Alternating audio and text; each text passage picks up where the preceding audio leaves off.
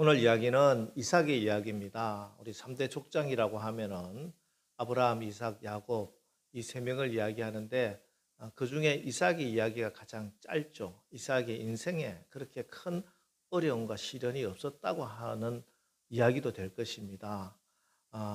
오늘 이야기 중에 또 이삭도 그러나 이삭도 그의 삶에 고난도 있었고 어려움도 있었고 또 고난과 어려움을 통해서 하나님의 은혜도 받은 이야기가 오늘 이 이야기입니다.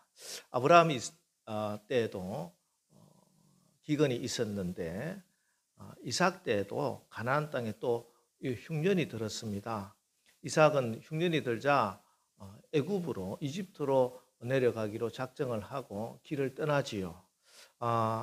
애굽에 가겠다고 생각한 것은 너무나 합리적이고 이성적인 생각입니다.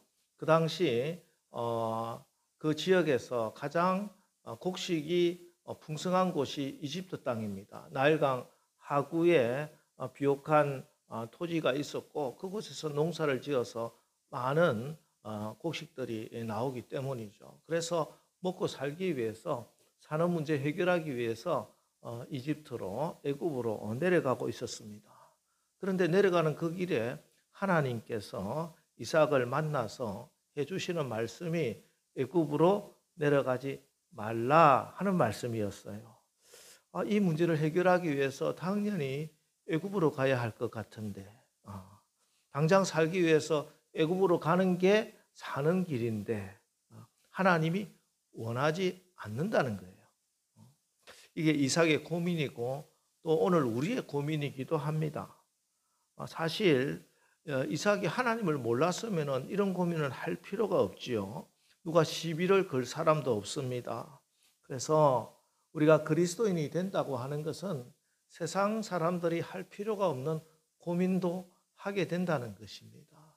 세상 사람들이 다 하는 생각대로 그렇게 내 마음이 정해지는 대로 그렇게 살지 않고 그렇게 결정하지 않고 이거는 하나님이 원하시는 것일까? 이게 하나님이 기뻐하시는 것일까? 이런 고민을 하게 된다는 거예요.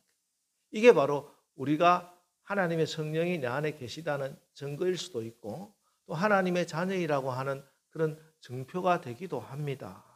그리고 내 생각과 내 판단이 아니라 세상 사람들이 다 걸어가는 그런 길이 아니라 하나님이 원하시는 것을 알고 또 그 하나님의 말씀에 결단하고 순종하는 것, 이게 그리스도인의 삶의 모습입니다.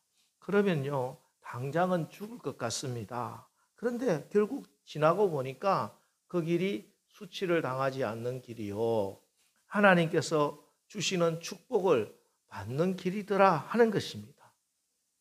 성경은 바로 이런 삶을 시냇가에 심은 나무와 같은 삶이다 이렇게 말씀을 하죠.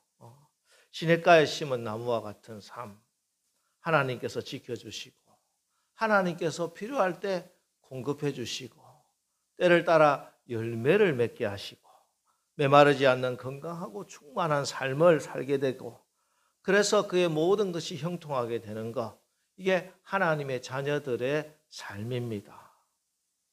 그래서 보세요. 12절 13절 말씀 보겠습니다. 이삭이 그 땅에서 농사하여 그 해 100배나 얻었고 여호와께서 복을 주심으로 그 사람이 창대하고 왕성하여 마침내 거부가 되었다. 이렇게 말씀합니다. 이삭이 그랄 땅에서 농사를 짓게 되었는데 다른 사람들보다 100배나 더 수확을 얻었대요.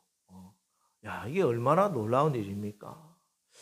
하나님의 말씀은 때로 하나님께 순종하는 것은 어떤 때는요, 정말 인간의 계산으로 상상도 못한 그런 축복을 받게 되기도 합니다. 흉년에 오히려 100배 축복을 받는 역사도 일어납니다. 물론 하나님의 축복이 언제나 이렇게 곧바로 현실적인 그런 축복, 안전, 형통으로 나가지 않을 때가 더 많지요. 사실은 하나님의 축복은 오히려 고난을 겪게 하고 또 그로 인해서 시기와 미움을 받고 공경에 빠지고 위기를 맞게 할 수도 있습니다. 그러나 우리가 그 고난 가운데서도 하나님 말씀에 끝까지 순종하고 하나님이 기뻐하시는 그 길로 행하면 결국에는 하나님께서 모든 것을 합력하여 선을 이루신다. 이것을 하나님이 증명을 해 주시는 것입니다. 이게 신앙생활이에요. 그래서 우리가 신앙생활을 통해서 이런 고난을 통해서 시험을 통해서 나의 믿음이 증명이 되고 하나님 말씀이 증명되고 하나님이 하나님 되심이 증거되게 하는 간증의 삶을 살아야 한다. 이 말씀이에요. 전에 우리나라 월드컵 대표팀이 예선에서는 잘했는데 본선에 나가가지고 완전히 졸전을 했어요. 어떻게 그렇게 못할 수가 있을까 싶을 정도로 너무너무 못했습니다. 그래서 국민들도 실망하고 모든 사람이 실망했는데 그 들어오는 길에 국가대표 감독이 인터뷰를 하면서 이런 말을 합니다. 저희들이 좋은 성적을 내지는 못했지만 우리 선수들이 좋은 경험을 하고 왔습니다. 물론 이게 감독으로서 선수들의 기를 죽이지 않기 위해서 한 말일 수 있지만 이 말을 듣고 당시 KBS 해설위원이었던 이영표 씨가 이런 말을 했어요. 따끔하게 이야기했습니다. 월드컵은 경험하는 자리가 아니라 증명하는 자리입니다. 그렇지 않습니까? 경험을 하는 것은 국내에서 열심히 훈련하고 연습할 때 경험을 하는 것이지 시합에 나가서는 경험을 하는 게 아니에요. 증명을 해내야 된다. 자기 실력을 증명하는 것이 시합입니다. 지금 우리 아이들 스트레스 많이 받고 있겠지만 시험이라고 하는 게 그렇죠. 고난 시험? 예. 고난 시험은요. 경험하는 게 아니에요. 증명을 해내야 됩니다. 내 믿음이 진짜 믿음이라고 하는 것을 증명하는 자리가 시험의 자리요, 고난의 자리입니다. 우리 아이들이 시험 보면서 다 오늘도 한번 경험해보지 이렇게 시험 보는 거 아니잖아요. 열심히 공부해서 내 실력을 증명해내는 것이 시험의 자리입니다. 우리 그리스도인들이 받는 고난의 자리도 마찬가지입니다. 수요 예배 시간에 시험에 대해서 제가 많이 말씀드렸습니다만은 이 시험의 자리는요, 여기서 내 믿음이 하나님의 손을 붙잡을 것인가, 사단 마귀가 유혹하는 그 손을 붙잡을 것인가, 그걸 결정하는 자리예요. 그 자리에서 내가 하나님을 믿는 바른 믿음을 증명해 보일 때 하나님이 축복하신 그 축복의 약속을 받게 되는 것입니다. 고난을 통해서 어떤 사람은 그 성격이 더 비뚤어지고 날카로워져서 다른 사람에게 상처를 주는 사람이 있는가 하면은 그 고난을 하나님을 의지하는 순종의 자리로 삼아 더 온유하고 겸손해지는 사람도 있습니다. 고난으로 인해서 믿음을 버리는 사람도 있고요. 고난 때문에 믿음의 자리를 더 지키고 진짜 순금 같은 믿음을 증명해내는 사람도 있다는 것입니다. 여러분은 어떤 고난도 어떤 시험도 경험하지 마시고 당하기만 하지 마시고 그 시험을 통해서 그 고난을 통해서 여러분의 증거 같은 믿음이 증명되고 하나님이 하나님 되심을 하나님께서 약속하신 그 약속의 말씀을 반드시 지키시는 그 하나님을 증거해내는 간증의 주인공들 다 되시기를 주님의 이름으로 축원합니다. 반드시 시험을 이기시기 바랍니다. 시험을 할 때 기도하여 하나님이 어떻게 역사하시는지 보여줄 수 있는 그런 멋진 성도들 다 되시기를 주님의 이름으로 축복합니다. 오늘 이삭에게도 이런 고난과 시험이 닥쳐왔습니다. 그랄 땅에서 농사를 지어서 하나님이 축복을 해주셔서 100배의 축복을 받고 그가 창대하고 거부가 되니 그랄 땅에 있는 블레셋 사람들이 이삭을 시기하기 시작하는 것이죠. 그래서 그랄의 블레셋의 왕이었던 아비멜렉이 찾아와서 이 땅에서 떠나라 하고 그렇게 마을을 떠나라고 합니다. 창세기 26장 15절 16절 말씀 한번 들어보시겠습니다. 그 아버지 아브라함 때에 그 아버지의 종들이 판 모든 우물을 막고 흙을 메웠더라. 아비멜렉이 이삭에게 이르되 내가 우리보다 크게 강성한즉 우리를 떠나라. 예. 자, 여기서 그 아버지 아브라함 때 그 아버지의 종들이 판 모든 우물, 이게 무슨 말이냐? 자, 오늘 창세기 26장 1절을 보면요. 이렇게 돼 있어요. 아브라함 때 첫 흉년이 들었더니 그 땅에 또 흉년이 들었더라. 예. 그러니까 이때 아브라함 때도 흉년이 들었다는 것이죠. 자, 이때 아브라함이 가나안 땅, 약속의 땅을 떠나서 이집트로 내려갑니다. 두 번이나 내려가요. 한 번은 실제로 이집트까지, 애국까지 갔어요. 그곳에서 무슨 일을 당하느냐? 자기 아내 사라를 누이라 속여가지고 아내를 갖다가 빼앗기는 일까지, 그런 수치스러운 일까지 당해요. 물론 하나님께서 그 가운데 그 위경에서 건져주셔서 오히려 복을 받게 하셨지만 어쨌든 그런 일을 한번 겪었습니다.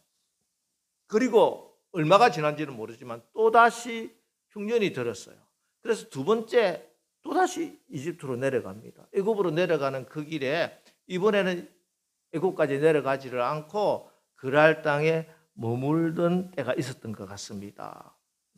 자, 이때 아마 이삭이 태어나고, 첫 번째는 이삭이 태어나지 않았어요. 근데 두 번째 갈 때 이집트까지 내려가지 않고 그랄 땅에 머물던 그때 이삭이 태어나서 아마 아버지와 함께 그 그랄 땅에 갔던 것 같습니다. 그래서 이삭이 그 아버지가 하는 행동을 다 보았어요.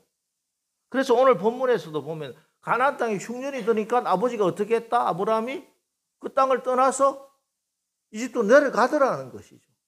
그래서 그걸 보고 이삭도 아무 고민도 없어요. 아버지가 그렇게 했으니까 나도 그렇게 하는 거예요. 이런 걸 보면은 우리 부모들이 어떻게 행동하는가 하는 것에 따라서, 우리 윗세대들이 어떻게 사느냐 따라서 그 자녀 세대들이 그걸 보고 배운다는 것이죠. 그렇게 하라고 가르치지 않았는데, 아니 오히려 그러면 안 된다고 했는데도 불구하고 아버지, 어머니, 윗세대들의 모습을 보고 따라하는 거예요. 앞에서 배우지 않고 뒤에서 배운다고 하잖아요. 혹시 이번에도 그런 이야기 들은 분이 있을지 모르겠는데, 이게 할아버지 할머니 뵈러 가서 뭐 이야기하다가 아이고 우리 애가 뭐 어떻고 저쩌고 뭐 이야기하면은 할아버지 할머니 뭐라고 이야기해요? 야, 네 어릴 때하고 똑같다. 응. 애들이 아버지 어머니 모습 보고 그대로 따라합니다.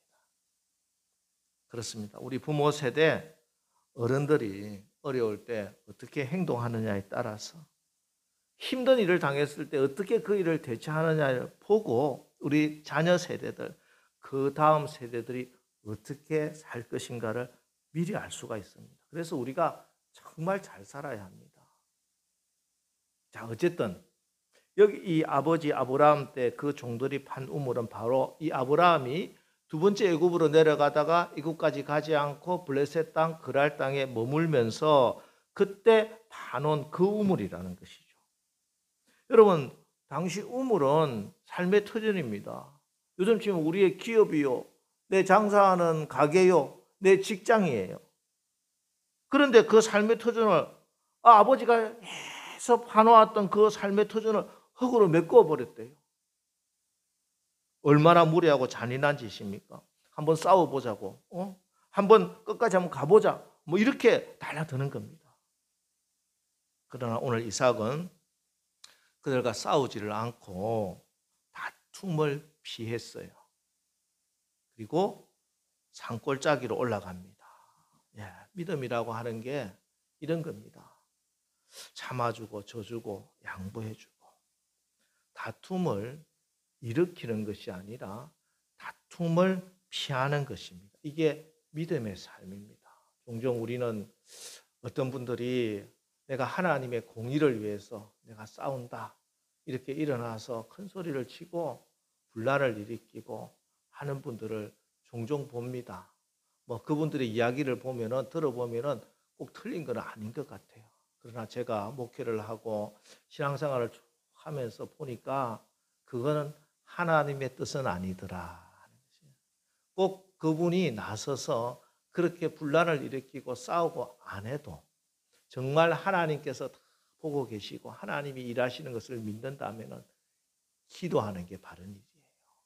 기도하면 하나님이 일하세요. 기도하면은 하나님이 일하세요. 내가 일한다고 나서면은 마귀가 역사해요. 이거는 변함없는 사실입니다. 다툼을 피하세요. 기도하세요.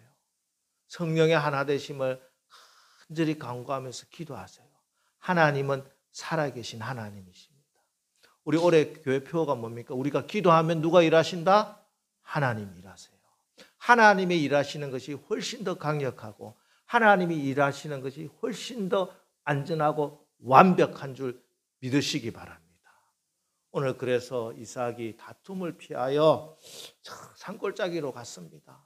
그런데 그곳에서 또 우물을 팠는데 우리 다 같이 18절 한번 읽어볼까요? 시작. 그 아버지 아브라함 때 팠던 우물들을 다시 팠으니 이는 아브라함이 죽은 후에 블레셋 사람이 그 우물들을 메웠음이라. 이삭이 그 우물들의 이름을 그의 아버지가 부르던 이름으로 불렀더라. 아니 산골짜기에 갔는데 또 우물을 팠는데 우물이 터지는 거예요. 그곳에도 뭐가 있어요? 아버지 아브라함이 팠던 우물이 있었던 것이죠. 사실 산에 가서 우물 파는 게 그게 합리적인 생각은 아니죠. 우물은 아무래도 지표면에 가까울수록 20개 가까울수록 낮은 곳에 우물을 파면 터질 확률이 많잖아요. 근데 산골짜기에 올라갔는데도 피해 갔는데도 그곳에도 우물을 파고 우물이 터지는 거예요. 여러분, 사람이 억지로 하려고 하면은 억지로 성공하려고 하고 하면은 힘든 거예요. 그러나 하나님이 함께하는 사람은 하나님이 일하시면은 어려운 가운데서도 성공하게 하시고 흉년에도 100배의 수확을 얻게 하시고 나보다 강한 자도 이기게 하시고 막힌 것도 뚫어주시고 만사가 형통하게 되는 줄 믿으시기 바랍니다. 우리 하나님이 축복의 문을 여시면 닫을 자가 없는 거예요. 하나님이 높이시면 끌어내릴 자가 없는 줄 분명히 믿으시기 바랍니다. 하나님이 일하세요. 그런데 오늘 이 글 아래 목자들이 찾아와서 행비를 부리죠. 아니 산골짜기 아무도 없는 데 가서 우물을 팠는데 그 우물이 터지니까 또 그 우물도 자기 거라고 우기는 거예요. 이렇게 세상에는 정말 말도 안 되는 그런 주장을 하고 억지를 부리는 사람을 종종 만나게 되지요. 그런데 이삭은 그곳에서도 싸우지 않습니다. 그리고 21절에 보면 또 다른 우물을 팠더니 자기 아버지가 파놓았던 우물이 또 있는 거예요. 그래서 또 팠어요.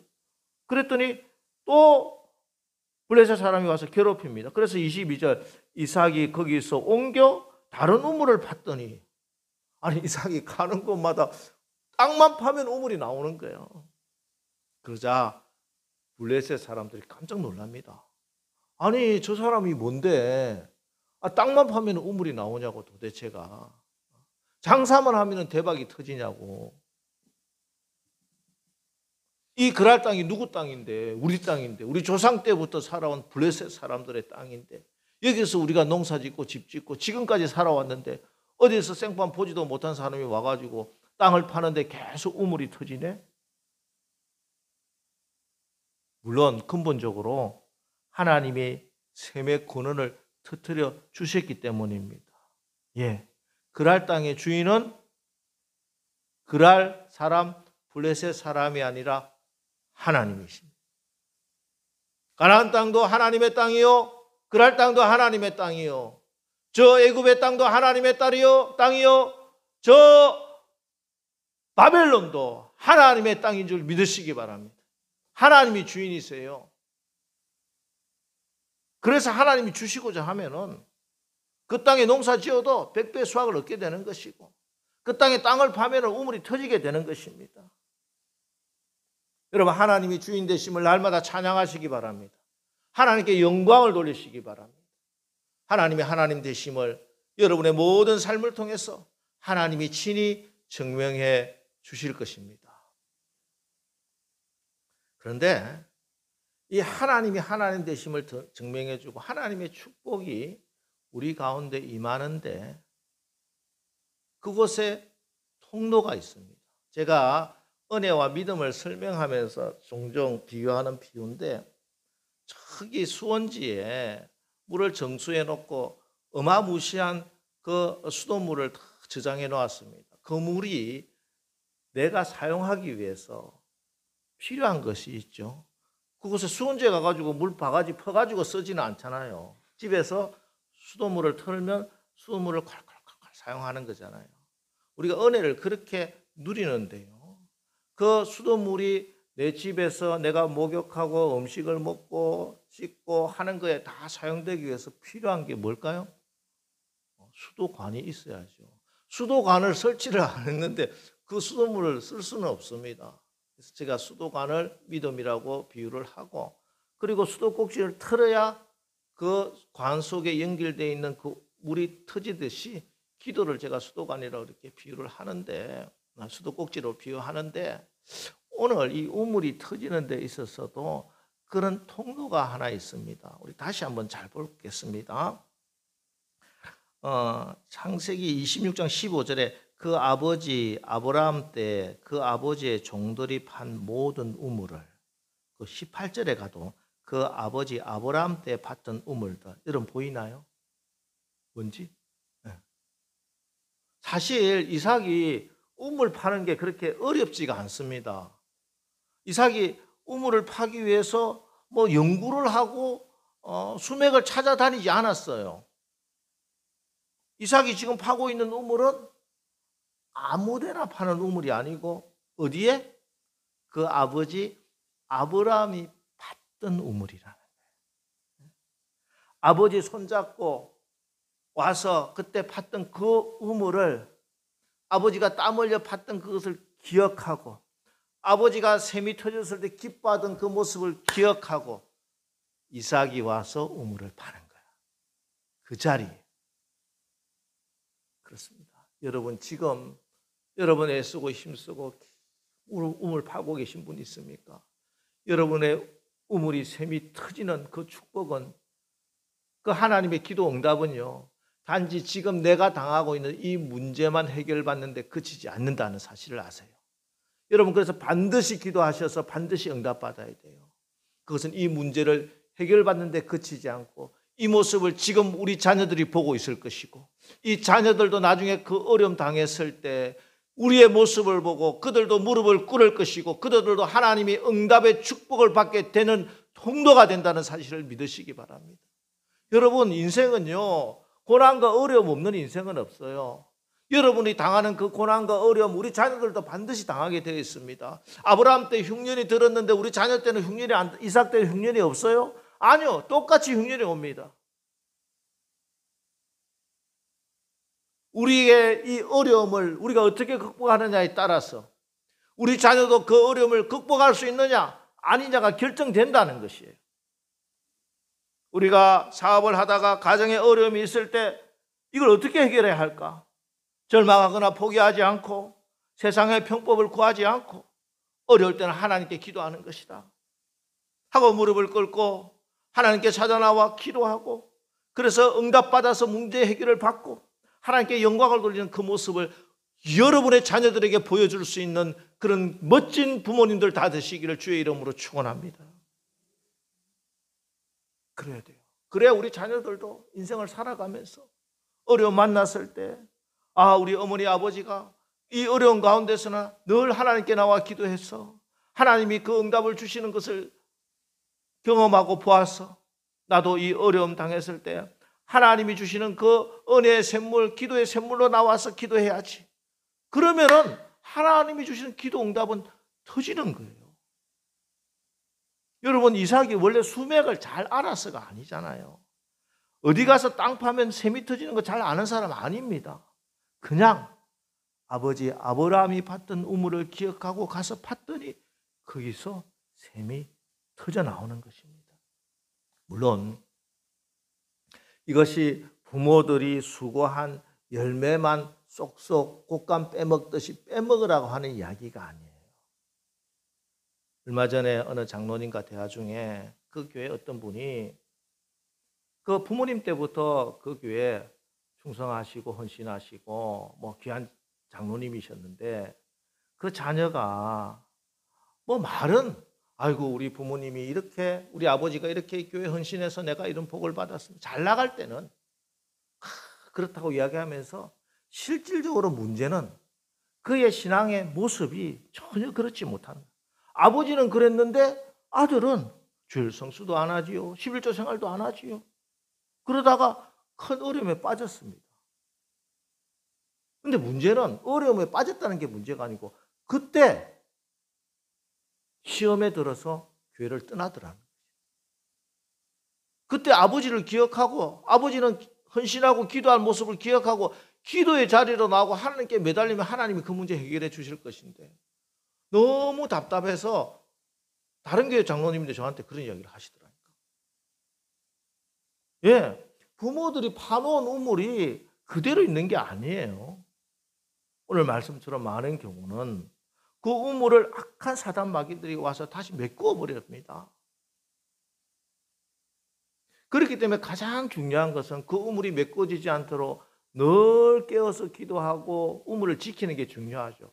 그러나 혹 우물이 메꿔졌다 하더라도 아무것도 없는 데서 우물 찾아서 우물 파는 것보다야 아버지가 파놓았던 우물, 우리 조상들이 믿음의 선배들이 파놓았던 우물을 기억하고 그 우물을 파면 훨씬 더 쉽겠지요. 수월하겠죠. 그래서 우리에게 믿음의 선배들이 있다는 것은 큰 축복입니다. 정말 큰 축복. 우리 한국교회도 마찬가지고 여러분의 가정도 마찬가지고 벌써 우리 한국에 복음이 전파된 지가 140년이 다 지나가고 있는데 그동안에 우리의 믿음의 선배들이 해놓았던 그 귀한 믿음의 유산들을 여러분 다 기억하시고 그 믿음의 유산 잘 지키시고 그러면 어려움이 더 없을 것이나 혹 그 믿음의 유산에 누가 돌멩이로 메꿔놨다 하면은 이제라도 다시 그 우물을 파서 우리 후손들에게 우리 자손들에게 물려줄 수 있는 그런 믿음의 선배들 다 되시기 바랍니다.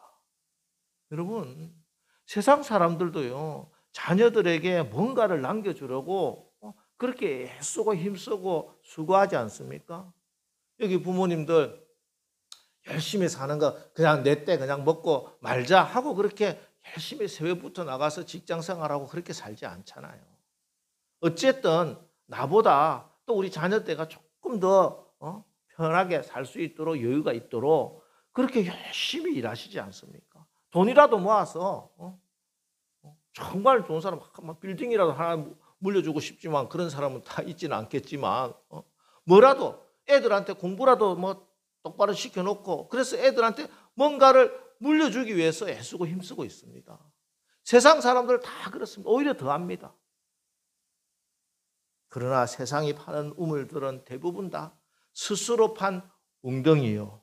물을 가지지 못할 터진 웅덩이입니다. 돈이라고 하는 우물 파놓아서 자녀들에게 죽고 난 후에 내 자녀들 고생하지 않고 잘 먹고 잘 살도록 그렇게 우물을 파두려고 합니다. 그러나 우리가 파놓은 우물은요. 영원히 마르지 않는 샘물입니다. 물된 동산이라는 것이죠. 당장은 없어도 언제나 파면은 터져 나오는 샘물인 거예요. 은혜의 우물, 기도의 우물, 말씀의 우물, 헌신의 우물.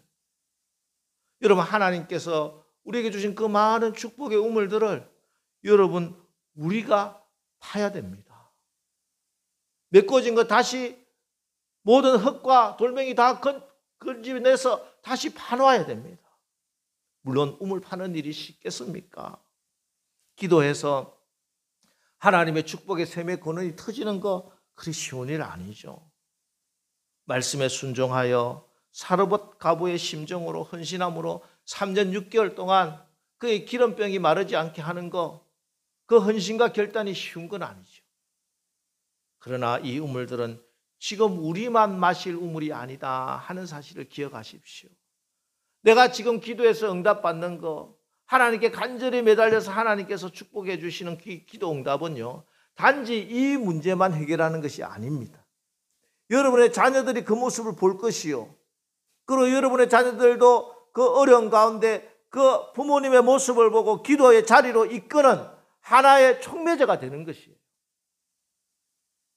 여러분 우리가 지금 땀과 눈물로 좋은 우물 많이 파놓으면 우리 자녀들의 우물 또 그 다음 세대의 우물이 되는 줄 믿으시기 바랍니다. 지금 여러분 자녀들을 위해서 어떤 우물을 파십니까? 우리 자녀들에게 물려줄 수 있는 좋은 우물들 많이 파시기를 주님의 이름으로 축복합니다. 흉년이 오고 조금만 어려우면 포기하고 약속의 땅을 떠나가려는 그런 나약한 우물이 아니라 위기 가운데서도 흔들리지 않는 강한 믿음의 우물을 파십시오. 결단할 때 결단할 수 있는 결단의 우물, 기도하여 응답받는 능력 있는 기도의 우물, 말씀에 순종함으로 하나님의 약속의 말씀을 이루어내는 그런 멋진 믿음의 우물들을 많이 파서 우리 다음 세대들에게 부모 노릇 바로 하는 좋은 부모가 되시기를 축복합니다. 그리고 우리 자녀들도 이 좋은 우물들을 잘 보고 그 다음 세대까지 믿음의 유산으로 물려줄 수 있는 그런 믿음의 가정, 믿음의 가문 다 되시기를 주님의 이름으로 축복합니다.